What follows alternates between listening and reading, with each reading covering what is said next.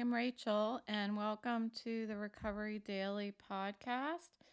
Today, I am super excited to have the topic of Stroke Survivors Support Group.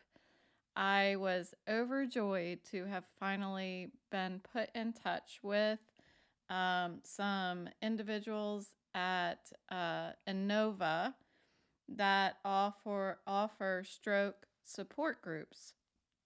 So I attended two today actually. One was a stroke survivor support group that we went around and introduced ourselves and told a little bit about what happened to us and the stroke symptoms that we experience.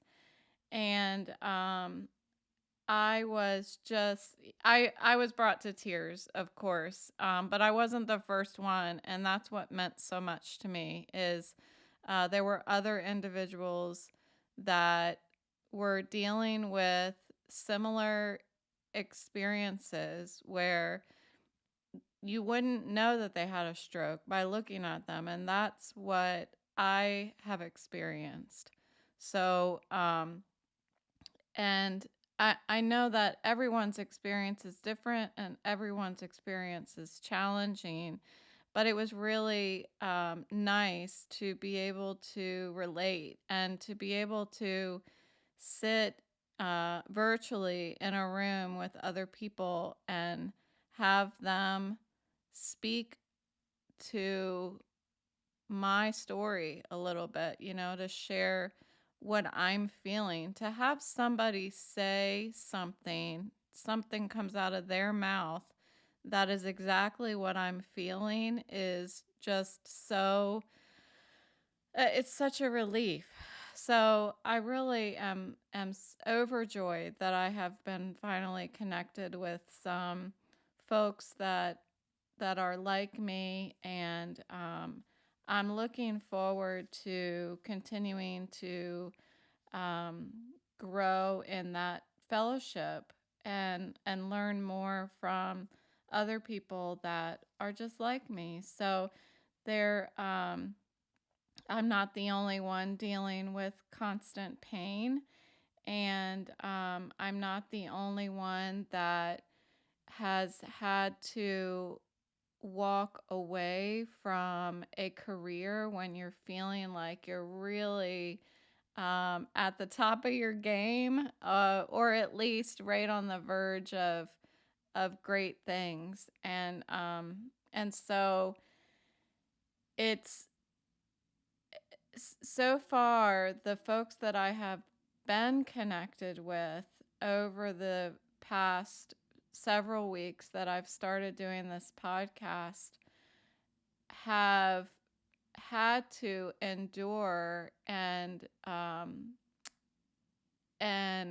make decisions that were really difficult, and it's just so nice to know that I'm not alone. So then there was a second therapy group that I went to right after that. It's called the Brain Choir, and the folks get together and everybody goes around the room and shares about how they're feeling that day.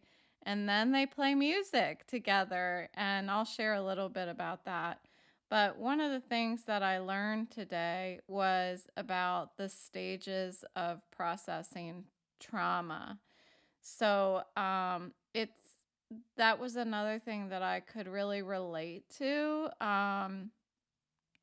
have people get so vulnerable and share about the same feelings that I'm going through, feeling sorry for myself, feeling depressed, um, having my plans for the future disrupted, not feeling like doing anything. All of these things that I've been feeling and fighting, I am always talking about fighting for myself, and it's fighting against these types of feelings. And although I know they're okay. They're just feelings, and feelings are stories that I tell myself. They are not fact.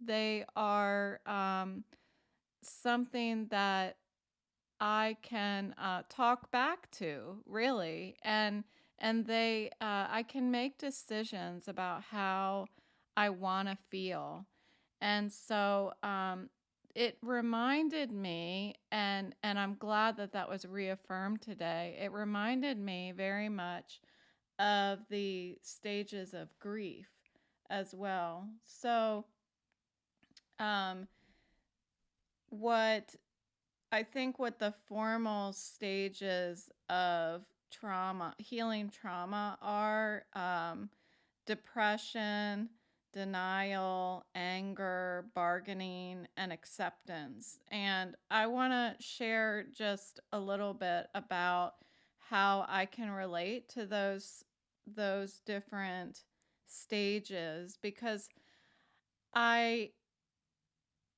I think that it's very similar to dealing with death, and I've shared before that I really am. I have a really hard time dealing with death.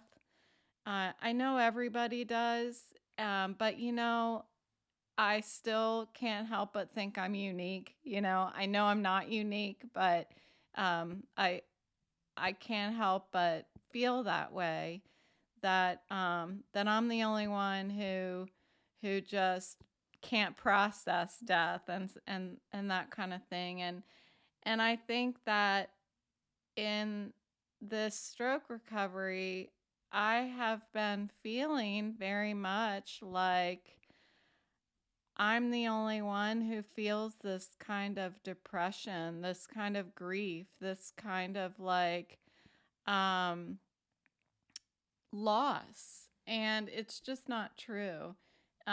So I think, just to touch on a little bit on these different phases of dealing with trauma, denial, I think, is what I've been dealing with over the past 2 years. And I did go on short-term disability. When I got to the point where I was applying for long-term disability, I decided, no, no, no, it's not, it's not that bad. I'm gonna just go back to work. My boss is great. He'll work with me.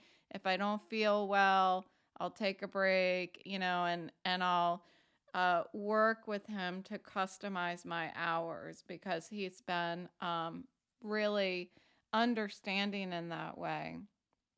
And so that's what I did. And I, although, I wasn't getting better, and I was just ignoring it. And I was thinking that, okay, well, this is my life. I think that's what I had done. I think I had started to practice acceptance before it was time to practice acceptance. I was trying to accept that that's the kind of discomfort and pain I was going to have in my head for the rest of my life, until I just kept doing and kept doing, and that pain and discomfort kept getting worse and worse and worse. So I don't know. I would love to look into what that is called that I did. But meaning, like, just I guess that's what it's called, denial, right? That's what we're talking about. I was in denial that things were. That's funny. That things were as bad as they were. So absolutely, I experienced that stage. Anger, I don't know. I think frustration is more of what I would label it, but I think anger and frustration, I think, are hand in hand as far as I'm concerned. Um, bargaining. Oh, bargaining.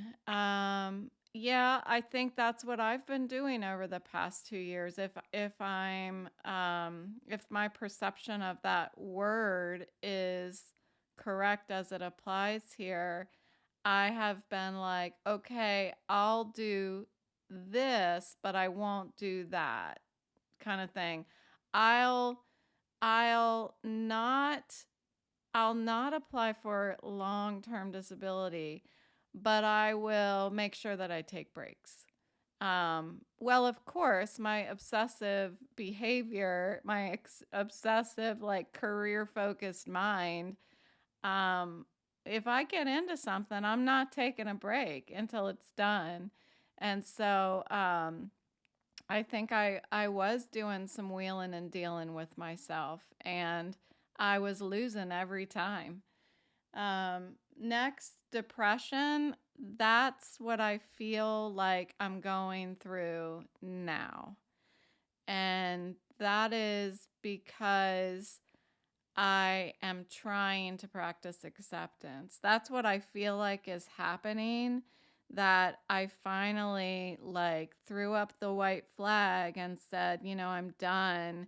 I'm giving myself in to this recovery, and I'm willing to do whatever it takes to to feel semi-normal, to not be in pain every day. And so I feel like right now what I'm going through is this teeter-tottering back and forth between depression and acceptance. And it's really difficult for me to understand when I'm supposed to practice acceptance, because right now I think it's been about 4 weeks already, and I do feel better than I did 4 weeks ago. I mean, I I I couldn't even look at somebody in the face 4 weeks ago because I was in so much pain in my head. So I can certainly do that now. I have to regulate how long I'm looking at somebody, because it'll start creeping in that discomfort. And so to be only at 4 weeks and think, well, I need to start practicing acceptance. This is how my life is. I don't know if this is how my life is. I have 6 months of vision therapy ahead of me.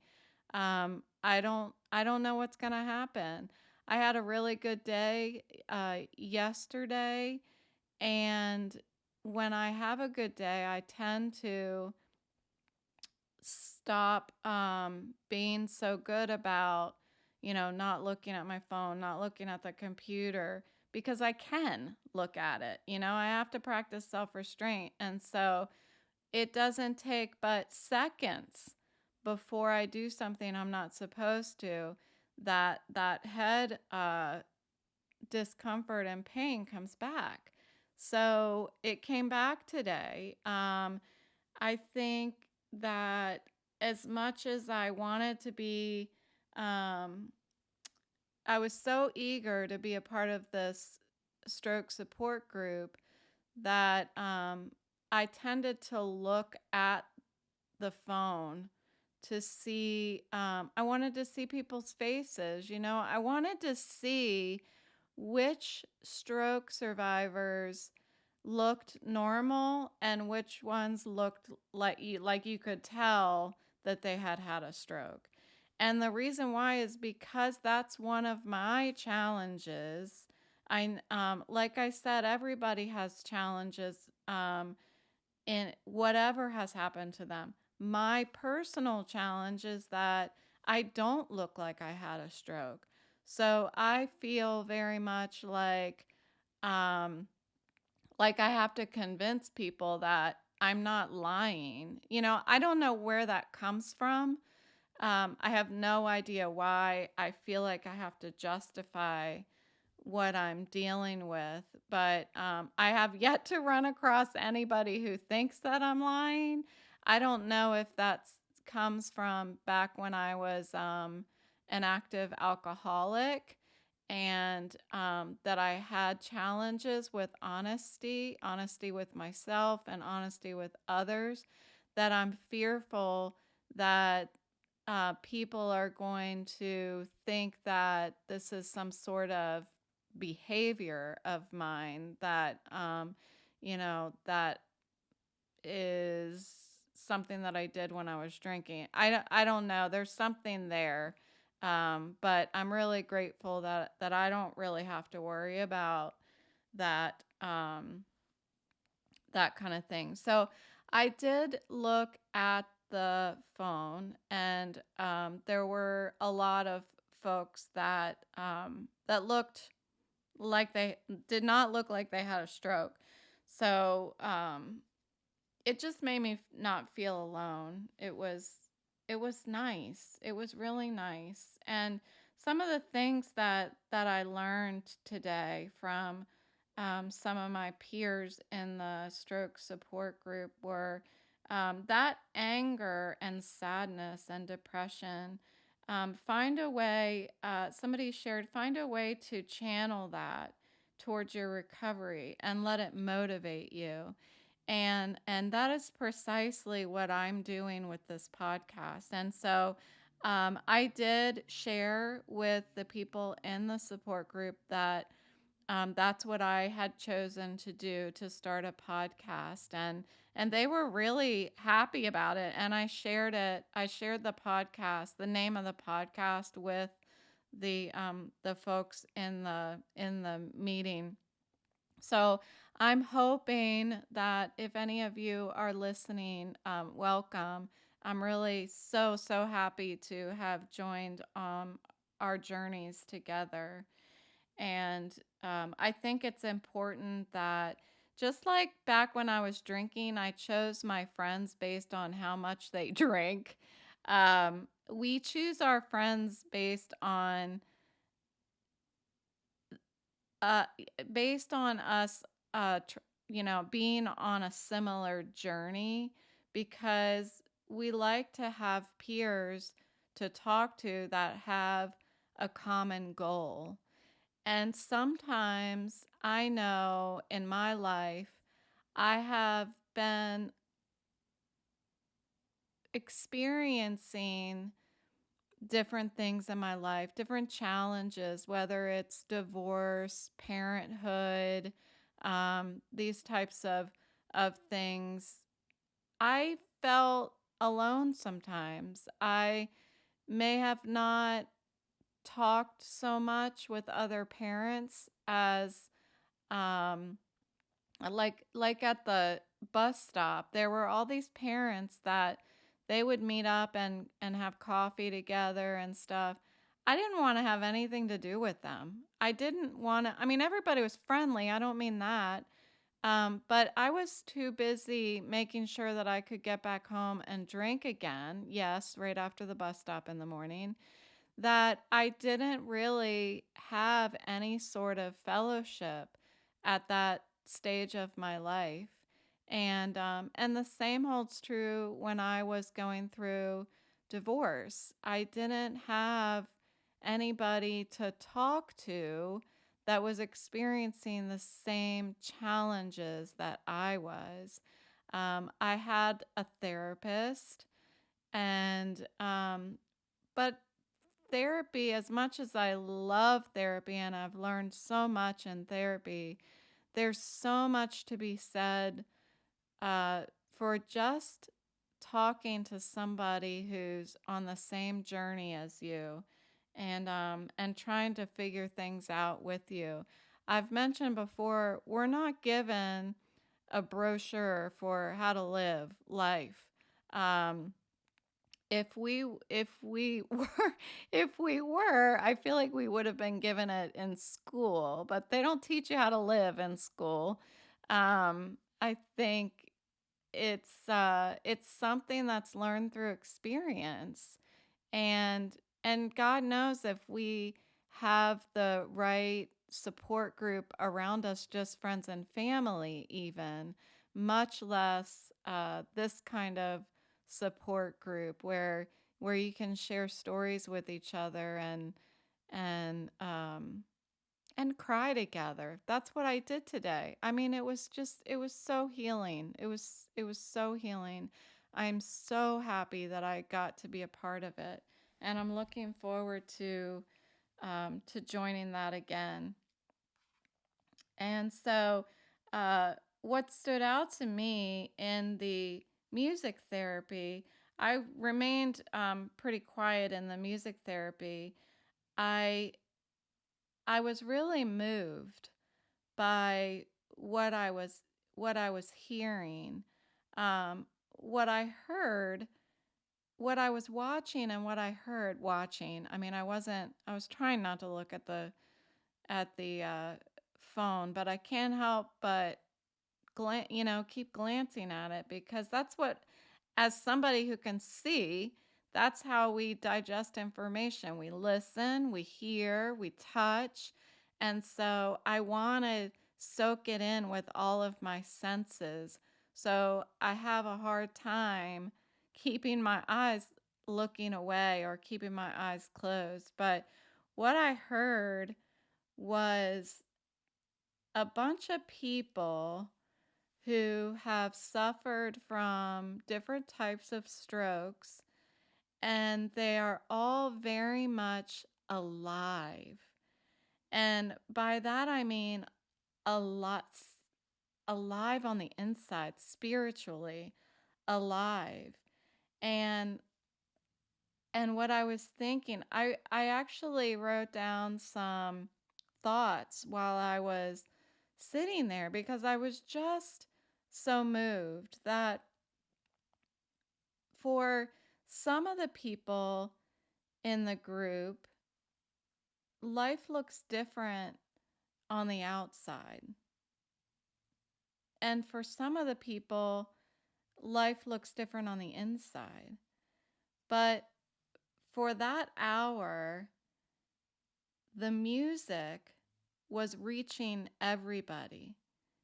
And music, it's so interesting to me. I've heard about music therapy, but I've never actually witnessed what it's like to have a group of people that are all united by an experience that is similar, even though it has affected each person in a unique way.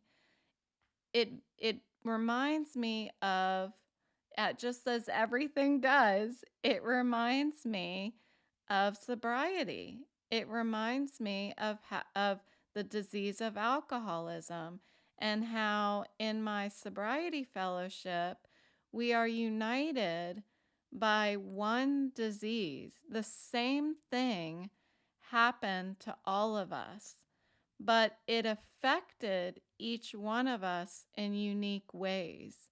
And so we can all come together and learn how to live together by listening and watching and just experiencing life together. And so it brought tears to my eyes. And they were displaying the lyrics of the songs on the screen. Um, and so I couldn't, from my stroke, I couldn't look at the words on the screen because my vision is affected. I couldn't watch the lyrics go across the screen.